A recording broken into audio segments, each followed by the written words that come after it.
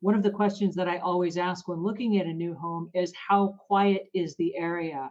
Because as a YouTuber, I could be filming at any time of the day or night. And I want to know just off the top of my head, are there ambulances that fly through the area? Like if I lived in the Bronx or something, there's a constant noise and trains going by and there are ambulances and people laughing and talking at all hours of the day. Is this a semi-quiet neighborhood where I could get work done? Or am I going to be constantly competing with things? And now in my neighborhood where I live right now, the competition is with the landscaping companies because the landscaping companies will come through and they do everybody's yards. But now I know that's on Wednesday. And so I can reduce my Wednesday filming to a different time of the day when all the landscape trucks are not coming through. They're traditionally on Wednesday unless there's bad weather. And that's really helpful for me to know because if I thought, oh, look how quiet this neighborhood is, and then every day I've got blowers and machines going back and forth, and it then stops you to a grinding halt until everybody's done with their work for the day for you to then start recording. No, it's a great tip. For you, it's a quiet neighborhood. For somebody else, it might be a very active neighborhood.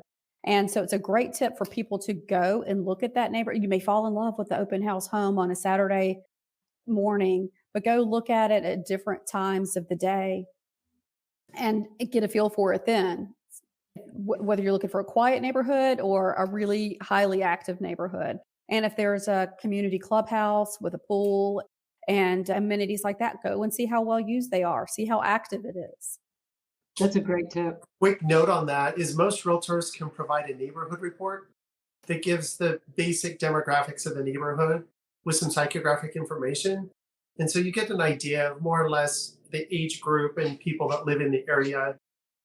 And you can get a little bit of a feel of how that would feel to you living in that neighborhood based on that information.